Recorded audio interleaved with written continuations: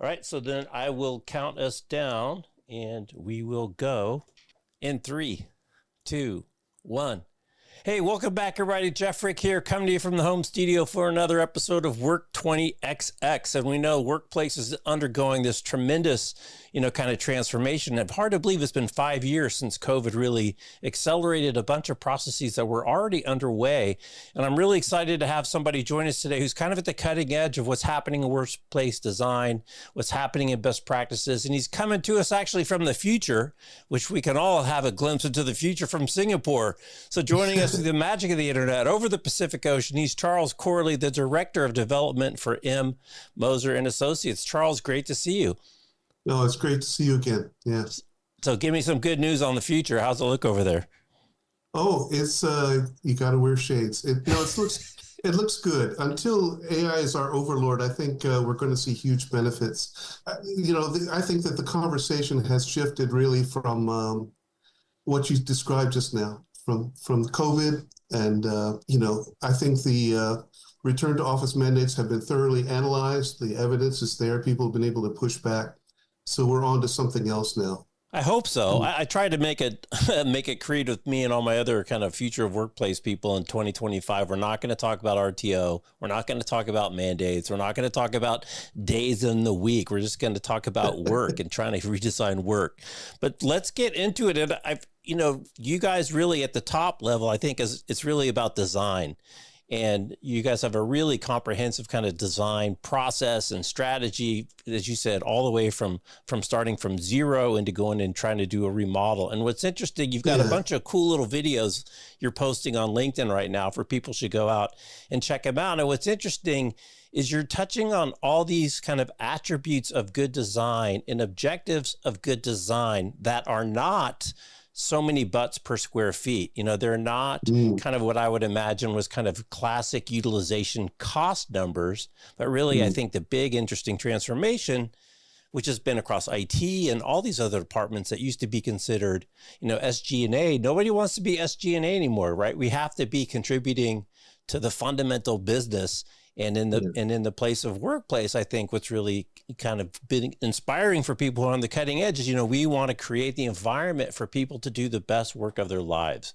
And that's a really different objective than just trying to squeeze a bunch of butts in seats and maximize that. And so you've got all these cool little videos. They're like a couple minutes long. And I just want to talk about some of the themes that are design themes that are all congruent with business objectives, but they're not all business objectives. But let's just start with the business objectives. And you talk about strategy goals and utilization and productivity, not just pure efficiency. So when you talk about the business goals, do you get pushback when you're starting one of these projects with a senior person that says, is this really going to help our business goals? Or am I just spending a bunch of money on design where, I'd rather spend that money on something else? No, that's a big part of their concern. The people we work with, quite often CRE leaders or leaders of workplace or whatever, have a very complex job to do. And they have so many stakeholders, and any one of them can push back and criticize what they're doing. And especially in the larger corporations, it's a minefield. The strategy and business objectives are very much a part of it, because everybody's going to critique what this person's trying to achieve for the company. So yes, we get involved in that very deeply. And that's really, strategy is not static either. Strategy keeps dynamically changing all the way through and updating. So it's a big part. They don't mind discussing that in detail. And you're right, it's not so much about number of tables and seats and so forth, because, well, the workplace itself has changed to be something that's more of a hub, more of a destination. And not everybody is assigned necessarily a table. Well, let's back up a step, because I think you're right. Maybe we should have started there. Like, do people understand that the objectives, the purpose of a workplace now is different? Because, right, the original offices were modeled like factories where paper were like widgets coming down the line, and you took your piece of paper and you did your process to it and you pass it to the next person. And that's really what offices are. And the file cabinets were there. And the reason to go to the office was to actually do work, right? The phone was there, the mail was there, the files were there. that's not the case. So how are people really thinking about what is the purpose of the office? That really, they're spending a lot of money. It's a big investment. What is the purpose of office? The purpose has become more cultural and more about who they are. And I think that there's a draw to still come to the office for different reasons. Now, I don't like talking in too much generality because businesses are so varied, so very different. Things like consultancies and knowledge work and often teamwork. These teams can be close-knit. They have to work together quite carefully in a lot of detail. If that's not your kind of business, maybe you can be very dispersed. But I see a lot of people still coming to the office, not because they're forced to, but because they need that interactive teamwork. But also I see, especially in Asia that has a fairly young workforce, I see people coming there because they want to be part of something. They want to see colleagues their age. They want to interact. They don't want to be just isolated at home or some other place. It's interesting. Tracy Hawkins, who's now at OpenAI, and she was at Twitter before, their global workplace person. She said, workplace is the physical manifestation of culture. And it was interesting when I was trying to pull that quote earlier today. She mentioned culture in our interview like 50 times when I did a word count. And you've talked about why do people want to come together, and this whole concept of, kind of a honey versus vinegar. How do you make it attractive? What do you put there that makes people want to come to the office? So we're not talking about mandates, but we're talking about a place that offers an alternative kind of set of solutions and activities that you can't do at home, and maybe you can't do at some other places. Well, the office isn't just space anymore. It's an embodiment of culture, ethos, purpose. I wouldn't overdo the cultural part. Things need to get done. It needs to help people get their work done. But we're also seeing a lot of people who are entering the workforce who are tech savvy, and our spaces before weren't responding to their needs. There's a dimension that is cultural and purpose-driven, but there's also one of generational differences and the way we work and the flexibility in the way we work. So it's getting interesting. Sorry, I'm not sure I answered your question, but well, you've got it again on your little list. You've got fostering some of these softer things that support the bigger business things. So, for instance, creativity and innovation. So, what are some of the design tips and tricks and things that you've seen that do encourage more innovation and creativity? Yeah, it's a good question because I help our own company change and adapt to those things too. When people are having meetings, they're often ad hoc now. There are meetings that do need privacy and that do need seclusion. As people are working in different areas and not tied down to a desk, to get together briefly and have a huddle, and you need to have that technology in different spots all around, ready to go, ready to be available not just for the people in the room, but there are other colleagues that are going to be coming in from other places. So you're meeting people and collaborating with people that are both there and also remote, right? So the space needs to be technology enabled, and the fact that everybody's not sitting in neat rows allows you to do new things with the space that you weren't able to do when it was just rows of desks. Now, the rows of desks are not gone, but they're greatly reduced. Right. The other thing we hear a lot about is activity-based. Activity-based spaces that are really that's what I was getting at. I didn't use the term, but that's exactly what I was getting at. Yeah, I was going to say, or has it evolved kind of beyond activity to more, I don't want to pull you down a general purpose vocabulary, but, a little bit more specificity around that in thinking about the uses of particular spaces for what people are going to use them for? I always find it's good to have dedicated spaces for certain kinds of teams that need to do work. The word workspace can be a lot of things. When we were, say, for example, designing Dyson's new headquarters, which is in a beautiful old renovated, not factory, it's a power plant, actually. They had a laboratory as well. So obviously that's going to be a dedicated space, right? Because they're inventing things and they're testing things. But they also have highly collaborative, flexible spaces. So it depends on the type of work that people are doing, and there's a mix there. You have to really get very deep into not just the cultural aspects, which are very important, but the functionality, how people are actually doing their work. I'm in a unique position, right? My role gives me a global sort of disciplinary lens to look at these things. And although I'm not telling war stories anymore, my focus is more on shaping methodologies. And what I see is people having to make a lot of decisions early on in their project about how they're going to tackle these issues. And then it can be hard to decide how much to dedicate this space to this function and how much to do that and how much should be flexible and what the mix is and even how many people are working from home. And it's quite a dynamic thing. So it can be a little scary for our clients to get that mix right and to do it usually to a fast timetable. That's a challenge they have and one we help them with. Yeah. So I know one of the tricks of the trade that you use a lot is visualization and, and using 3D tools to basically create fancy renderings, or I don't know what the right vocabulary was, of the space and the design. Wonder if you could share how the use of digital tools to enable you to have more of an iterative approach and more of a collaborative approach throughout the whole process. Because like you say, there's a lot of balls in the air between juggling your in-person people, your remote people, all the different, as you say, stakeholders that have their fingers in the pie.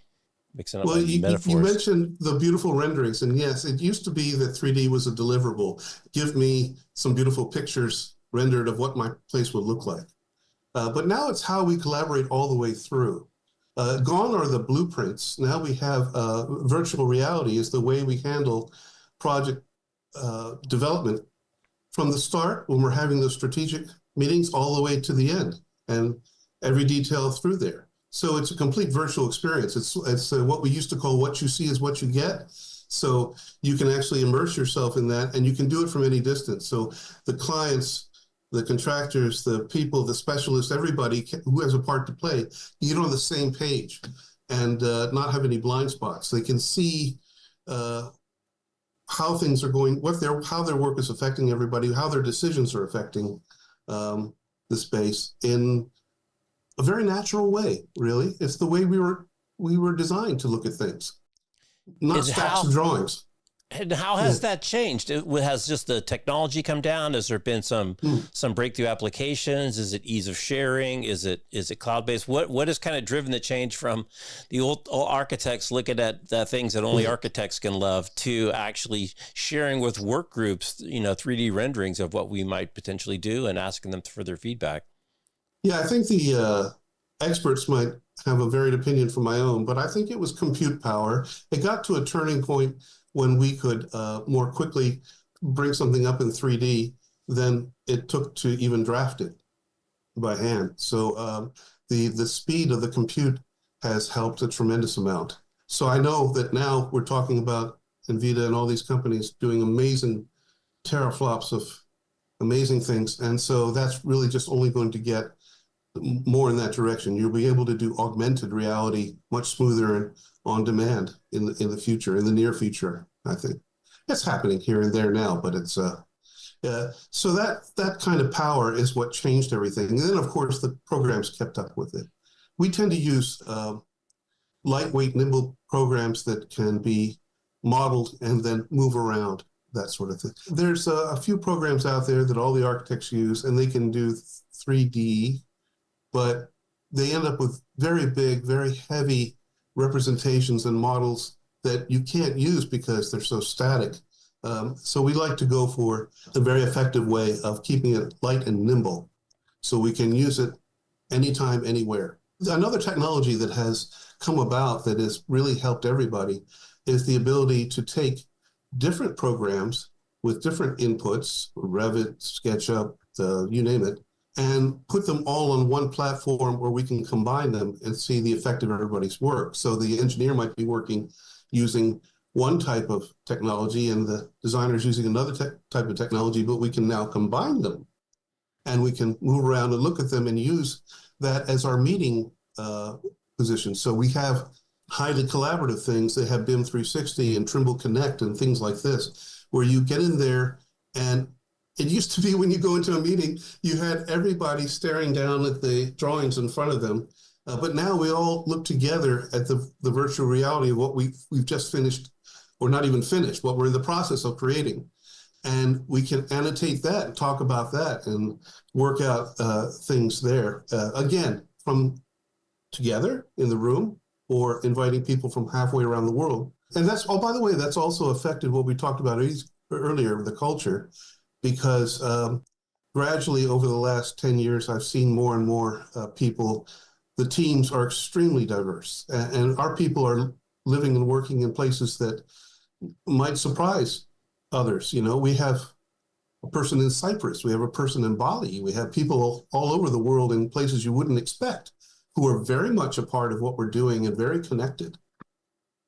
Yeah, that's great. So in terms of, kind of rollout and success and implementation success, right? Because you can design it and then you can, it doesn't necessarily make it a success. What are some of the tricks in terms of supporting, as you said, a distributed team around a big project, whether that's a remodel or a new space, and include everybody in that? You know, well, 3D is a big part of that. The three-dimensional virtual reality is a huge chunk of that solution, because you can't do that with flat, disassociated technical drawings. It's right. It starts with the responsibility of the individuals to show up, be prepared, use the right etiquette, and just learn how to work with people online. I don't particularly like the way we do it now because it feels like a talking head. There is a possibility of using technology that doesn't keep you as just a little talking head standing there, but you can actually move about. I've seen some great systems recently at Cornet from Cisco that do this too. The camera keeps moving, changing position, and depending on who's speaking and who's writing on the wall or whatever it is. Right. So the actual use of the system is dynamic, which I love. I think that's a great way to do things, because what we're missing in this type of asymmetrical work is body language. It's the closeness. It's seeing the glint in somebody's eye. It's the way they move. And you lose a lot of that when you're just a talking head on the screen. Right, right. Well, what about kind of not the technology things, but more the implementation steps in terms of some of the things I saw getting ready for this, really making sure that the senior management, the team trying to roll out the changes, are trusted and, over communicating and, talking about objectives and really kind of getting the buy-in of the team to get excited, both by participatory activities as well as, over communicating, so that the day they cut the ribbon, everybody's excited and everybody's engaged and everybody's, kind of part of the process, versus, oh God, they spent all this money on this thing. I would have rather had a bonus. Yeah. So you're preparing the place with all this activity, but you also need to prepare the people. So we have a lot of change management activities. We have an entire huge swath of our firm is dedicated to strategy in all its forms. And the strategy experts that we have who are distributed everywhere often lead these discussions, workshops, all kinds of tools they use. Not just data. Yes, they collect some data, but they also want to engage those leaders, to engage the people, to so that the end users themselves, who are going to actually occupy the space, feel they've been heard and have a role in shaping the space too. So there's different degrees of that depending on your company culture as to how much they engage and to what level they engage people, because some of these corporations are quite large. But they have representatives that will get together who we take them through the process of thinking this through, sometimes considering all possibilities early on and brainstorming what it could be without any criticism or judgment, and then honing down on what it needs to be. And then taking the people, that doesn't stop there. You have to take them through the process with town hall talks, with regular updates, with site walks to see how it's developing, all kinds of ways to keep people fully engaged all the way through, so that by the time they actually get to where they're going and the new workspace is there and they step in, they're already comfortable with it. They already know what to expect. They know how it's going to serve them. Yeah, interesting. So I talked to Julie Whalen from CBRE a couple of times. It used to be pretty easy to define a Class A, a Class B building and what kind of the standard amenities are. But those have changed over time. And I'm curious if you could share any stories about some of the more cutting edge or innovative things that some of the clients have done, looking beyond, just does it have food? Does it have parking? Does it have oil change? What are some of the cool amenities and workplace features that you're seeing people put in who are a little bit more progressive in this area? Well, I'm not in the trenches anymore, so I'm not working in the nitty-gritties of those kinds of decisions. But I've been impressed with some companies that have really moved the needle on trying to make it a healthy workspace. The truth is that the wellness programs are really now fully entrenched and very useful. I don't know if you can remember, go back, I'm sure you do, go way back to when there was a common term that we don't hear anymore called sick building syndrome. Remember that? Thankfully, I was not in real estate during sick building syndrome, but I can already guess where you're going with this one. Yeah. So, well, what's happened is people used to have serious problems in their health. The corporate offices were, I wouldn't say dangerous, but they're very unhealthy. There's a lot of off-gassing. There was mold in the ducts. There was just generally a very unhealthy environment. And people would get chronic problems that they couldn't describe where it was coming from. And that conversation about sickness being at the focus has now changed in a positive direction to the term wellness. So we're not talking about problem, we're talking about solution. So I would say that that's probably the great, wonderful thing that's come up that wasn't there when I was younger and has grown steadily over the years, is a focus on wellness. Yeah, it's interesting. Ryan Anderson from Miller Knoll, likes to talk about one of the great COVID outcomes was just to focus on air. One, because COVID was airborne, but then if people started focusing on their HVACs and what's their CO2 levels in the afternoon. Yeah. Well, you just, did ask about the technologies. Yeah, you're talking about the technologies, and yes, during COVID, people were experimenting with how to remove pathogens from the air built in, and all that's kind of in place now. It's kind of, I don't know if you could call it common, but it's quite prevalent. Right. But what I was saying was that a lot of these technologies are being championed by those companies that care about their employees, and they've gone through great measures to understand what's causing people to feel unwell and to change that with the technologies. But there's so many, circadian lighting, the way that they treat the air, the amount of carbon dioxide, there's sensors everywhere measuring sometimes 50 different things.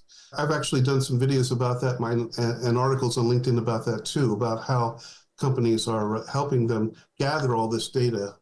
But of course, even though you have all this data, then you could get decision fatigue. Well, what do you do with all this data? How do you respond to it?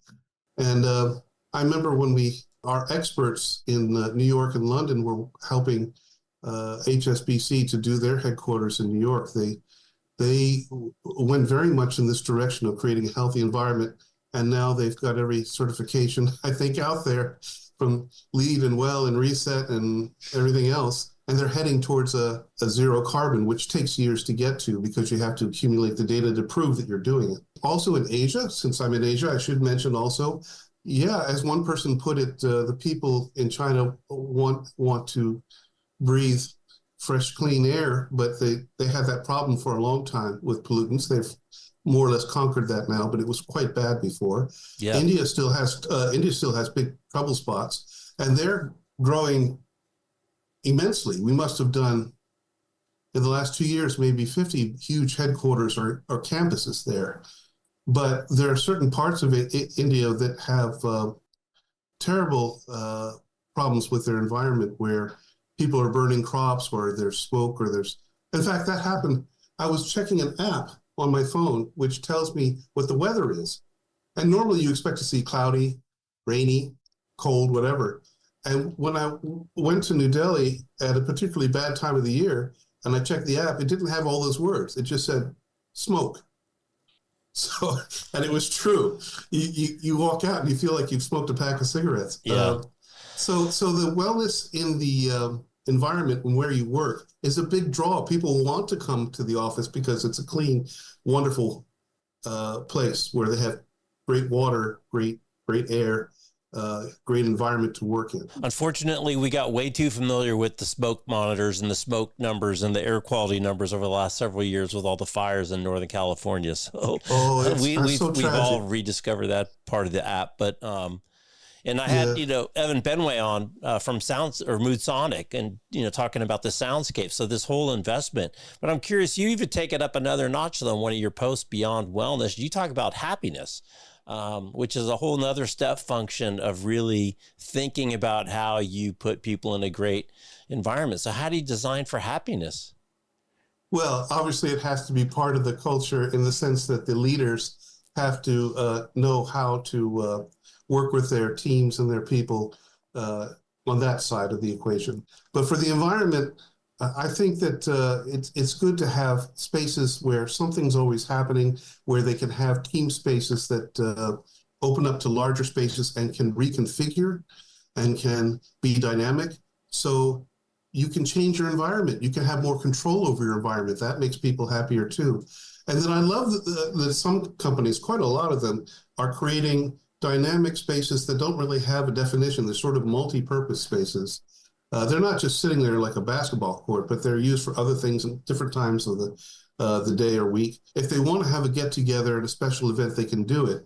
And I personally, I'm not speaking for the company, but I'm a big advocate of having someone who oversees that there's always something happening. There's not just a few yoga classes, but a lot of different activities that bring people together that make people say, wow, I want to come there and be a part of that. So having lots of activities and events and learning events and you name it, that bring people together, it really turns it into sort of a lifestyle hub for people to know that there's always an event happening. There's always something that they can share, because large portion of us, including me, I'm working from home with my Indonesian antiques all around me. A large part of us are not going into the office every day. So we want that connection. So the happiness does come from that. And there has to be a reason aside from just going there and doing the usual slog. You want to have someone there, in my opinion, who can always be thinking of and creating new events there of all different types to engage. Right. Engagement. I guess engagement is the key word. Is the key, which then drives retention, and which is a really big deal because it's really expensive when you have turnover and to hire new people. So it's a big deal. Let's shift back to technology for a minute. I just saw an interview with Kay Sargent from HOK, and she's talking about sensors and the sophistication of the sensors that have actually been around for quite a long time. Not only occupancy sensors, not only is there enough oxygen in the room or too much CO2, but even with facial recognition, who is in what room, how often are they used? And so really there's a lot of opportunity to increase the utilization with better data than potentially there was before. Have you seen the reception to or desire to use, or, maybe not quite so scared of using some of these more advanced technologies beyond just turning the lights on and off when people come in and out of the room to actually, get more ROI out of their investment in these spaces? Yeah, there's a lot. And it's a mixed bag. I'm very heavily into technology, as you know, but I'm also into the ethics of it. And I see that there's a fine line there that I don't know if it's going to be crossed, but the data keeps getting more and more rich. It's key that people track behaviors and general data about what employees are utilizing and how effective spaces are and that sort of thing.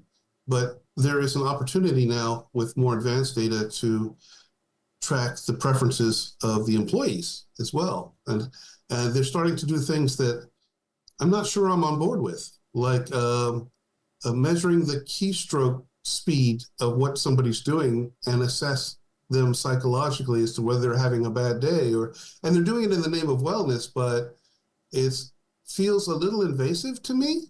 There is a marvelous woman who has her finger on the pulse of this, and she works for CBRE, a psychologist, and she's very deep into all these different things, and she understands the part that I have concern with and the parts that other people have concern with. And basically what it comes down to is that you can keep enriching the data by using the sensors as long as you're not, I'm not fully on board with tracking individuals and understanding their behaviors in the name of making their life better, because that could be misused, I suppose. Right. But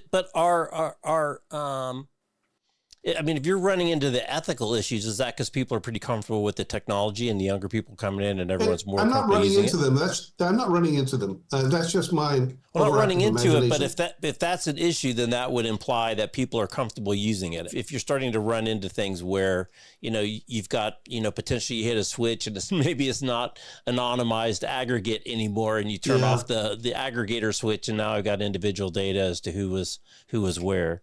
Or you just have your tag that you use to open the door, and that's got RFID, and then that can be used to track your every movement. Right, right. So yeah, there's a lot of desire to make this a productivity gain, but it's on that cutting edge between, what's intrusive and what's not. But I didn't quite hear your question. Maybe I didn't answer it. No, you did answer. Okay, My point good. being, before I think people were just completely freaking out, or that it was too hard. There wasn't open systems. You had all these interoperability issues. I think, a lot of those walls were probably coming down in terms of what's really available. And then I would imagine, just as people are younger and more comfortable, privacy attitudes are a little bit different, that the desire to put it in, or the reception to putting in some of these things, maybe is changing over time, versus before, where it would have been, no, thank you. I don't have any data on that, but it makes sense. They're certainly less concerned.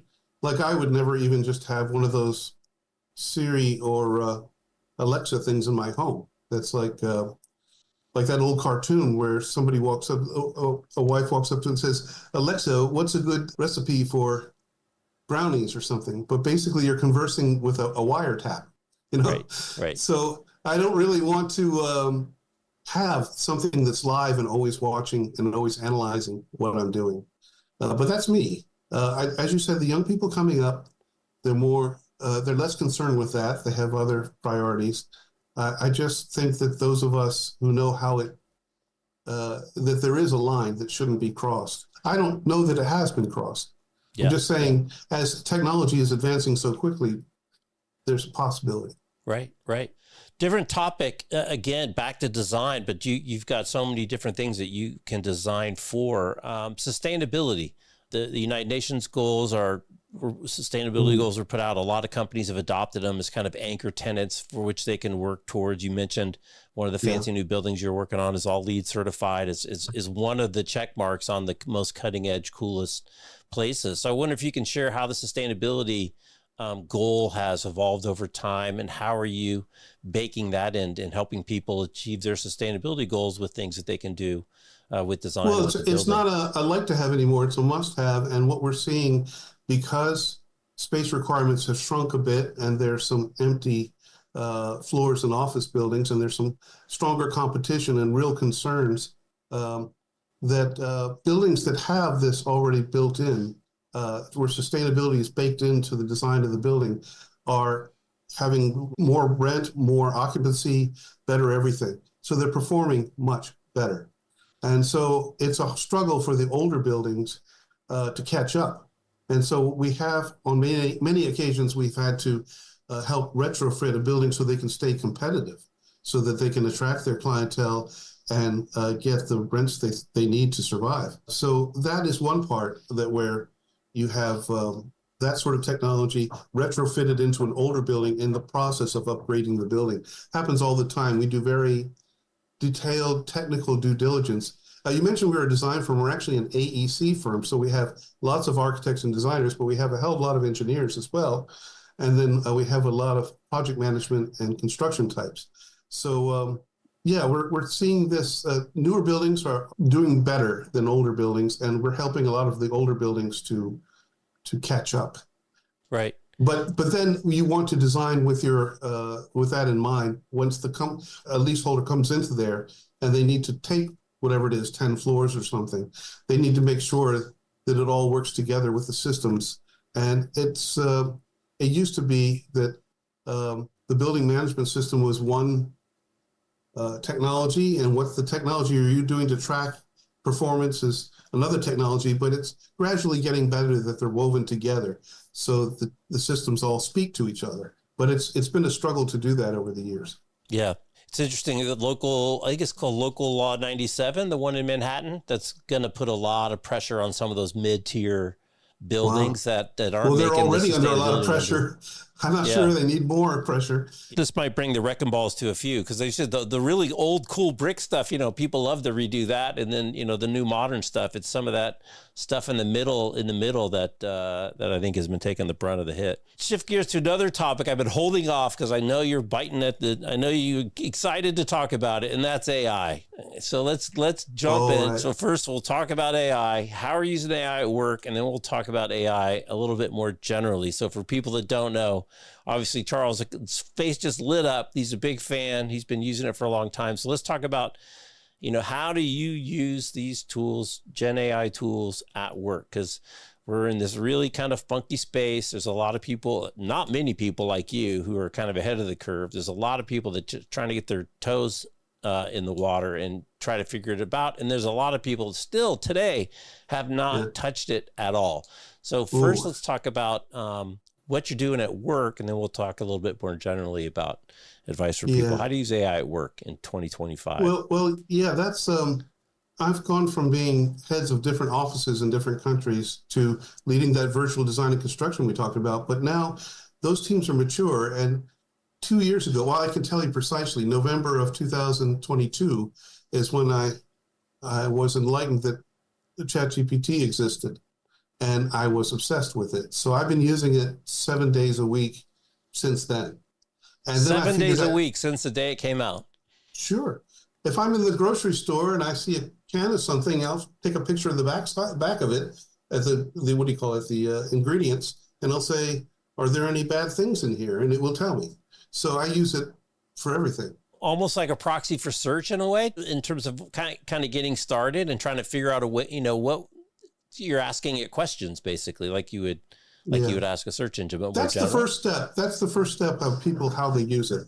The first step to using ChatGPT for a lot of people is looking at that prompt space and saying, okay, I know that space. That's similar to Google. So I'll treat it like Google and I'll ask Googly type questions. But we need to move on from that. And I'm proud to say we have been successful. I think that the management position on this helps a lot. Now, we're not doctors or lawyers, and we're not dealing with highly sensitive information. So we don't have a lot of controls over how we can use AI. We're architects, engineers, contractors. Other than a little bit of financial data and some personnel records, there's no reason why we can't use it for anything. So we had to find a way to put it in everybody's hands. And our management, M Moser stands for Moira Moser. Moira Moser is the woman we all work for. She is wise enough to give it to everybody. So we now have the Enterprise Edition, which is the top tier edition of ChatGPT for all the models throughout the whole firm, available for everybody. Wow. And so that was she made an executive decision to make that investment? Yeah. And I think it's an incredibly smart decision with a lot of foresight, because AI is the biggest thing to come down the road since we can remember, and it's going to change everything we do. We've barely seen the tip of the iceberg. Right. The trick, I think, for a lot of people, though, is it's going to, but what can it do today? And I think a lot of people still struggle with trying to find, and I just don't think they work hard enough to find where the little use cases are in their workflow and in their work habits today, where they can start injecting this thing to get this wonderful productivity gain that they read about in the papers. Because, it's not taking over everything yet. That said, you've been using it every day. There are places that you can inject it into different workflows or different processes and get a nice little boost. Well, that's the next tier. Okay, the first thing is treat it like Google. And the next tier after that is focus on use cases and learn how to prompt. But prompting has been a problem for people for a multitude of reasons. In Asia, sometimes English is a second language, but we have to explain to them that you can prompt in Tagalog, you can prompt in Chinese, you can prompt in any language you want. But then how to structure those is kind of overthought. Overthought, like the big giant chart with the 87 different prompt tips, blah, blah, blah, blah, blah, that fills the whole screen. Forget about it. Yeah. No, it's a conversation. So we're using it as a thinking partner and a digital colleague. That's how we're approaching it. So in the team, we have all our humans, but we also got the AI colleague. And so the way we're doing it is we're talking to it as a human, and we're bouncing ideas off, and we're asking it to look deeper into data to perceive things that we may not see, or we're asking it to put together a risk matrix table that will help us analyze and think.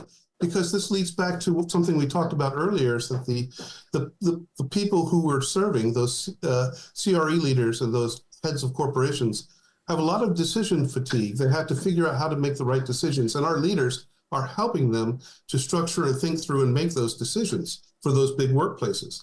So our leaders use it to help, well, they do some learning on it, yes, but they're also using it to help clients make wiser decisions and to run their teams. And so it's really not about input, got an output, I'm happy. In fact, I see a lot of engineers frustrated by that because they say, here's the data for the humidity and the temperature, give me the thing I want. What is the comfort level point of. When people use it as a computer, they sometimes get disappointed. The people, and this might be why I've tried and a few other people have tried, because we like collaboration. And we're naturally collaborative people. We're always bouncing ideas off of other people. You are too. And so people who are collaborative get the most out of it quite quickly because we're asking it its opinion and we're saying, what if that? How about that? What do you think of this? And we're digging deeper and trying stuff fearlessly. Whereas I think some people who are stuck in a technical point of view are just saying, here's the input, give me the output, one transaction, it's right or it's wrong. And That's not really the way to look at it. So I'm curious, do you invite it into meetings? You mentioned that when you're having a meeting or conversation, you've got them as kind of assistants and thought partners. Do you use them in active meetings? The listening and the voice part is not fully mature yet, so that's hard to do. Not so much as like a monitor that comes back, but say you're in a meeting and you got a question and let's ask now in the moment. Absolutely. Absolutely. Yes. And the conversation will change. So if you have to structure a perfect prompt to get a perfect output, you're going to have a hard time. There are tools where you can create agents or you can create structured things if you're repeating them all the time.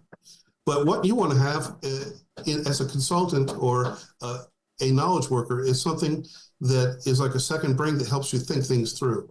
So we might go through, I might upload some photographs, let's say, of a construction site.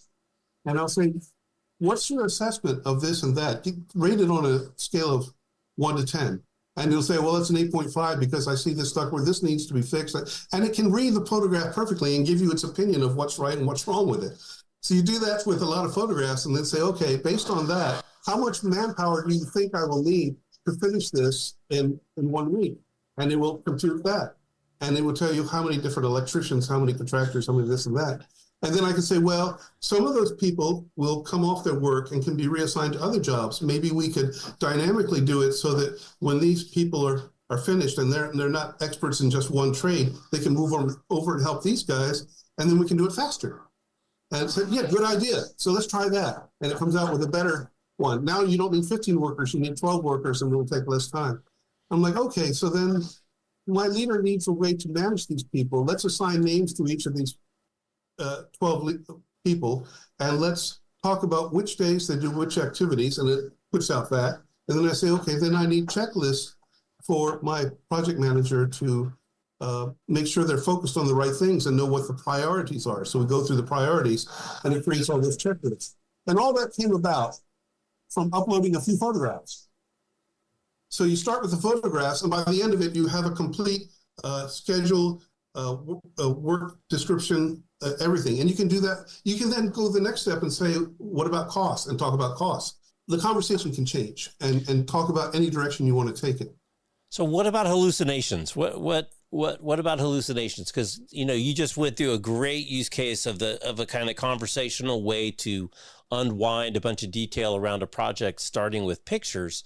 But let's just say did the calculation wrong. You should have had 18 people, not 12, and it's information on the price of lumber is dated, so your budget is off. I mean, how do you kind of keep an eye out for hallucinations, make judgments about hallucinations, work around hallucinations, or do you find they're not a problem? What, kind of what's your kind of take for people who are just scared of getting the wrong answer in an area that they don't have enough knowledge about, that maybe they make a bad decision? It's a concern. It's a concern. And our it's not written, but our policy is that the person who's overseeing the thing has to check it as though they were checking a colleague's work. So the AI is your junior colleague, even though it's brilliant. It gives you the work, and you as the senior person have to go through it and check it. You can't assume that it's ready to go out the door. So it makes, in my opinion, others may disagree, but I think it makes as many mistakes or less, actually, than a human makes. So I haven't found that it's made more mistakes than a human. Right. So the mistakes that it will make, and you pointed out a great example of that was a cost. I wouldn't trust the cost data coming out of it. I would have to check it with local supplies and things like that. But within that 30 minutes, I've broken down so much information that it would have taken me 4 days to do. Now I can spend that time just checking a few costs or whatever, double checking a few things, right?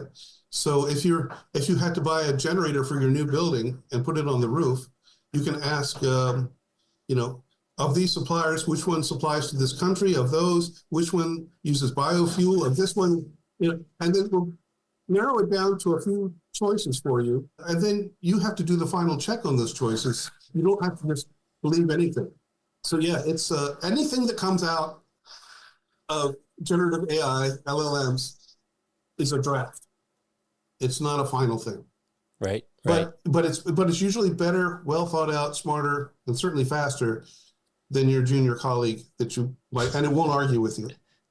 It never gets frustrated. Never gets frustrated. It gets angry. You never got it angry at you. That's funny. I just think it's so funny how our opinions on trust are so varied, and we just tend to trust technology that it's going to work because we're just so comfortable because the stuff works so often. My favorite example is, people sitting in the back of a Tesla going down the highway, and it's not a level 5 autonomous vehicle, not even close. And yet people just trust. And it's funny, you talk about it makes the same amount of mistakes or less than a junior assistant.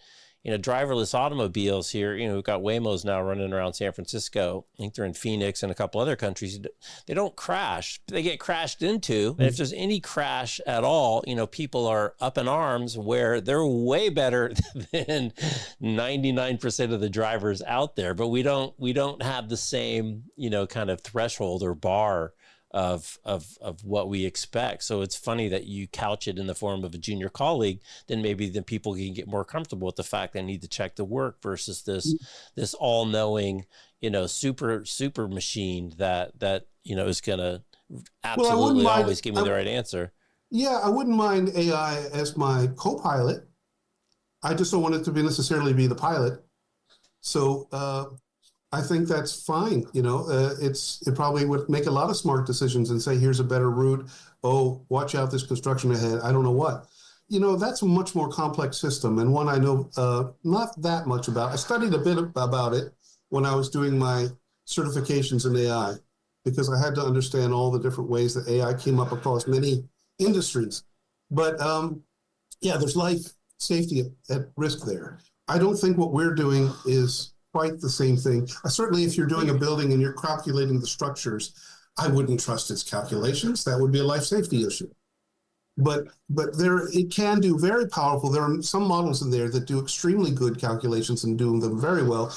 And most of the problems occur when you're question asking, prompting, if you like, is not that well thought out. It's not really clear. I'm not saying you have to structure a perfect prompt, but you have to give it some context and explain the parameters of what you're trying to do, just like you would a colleague.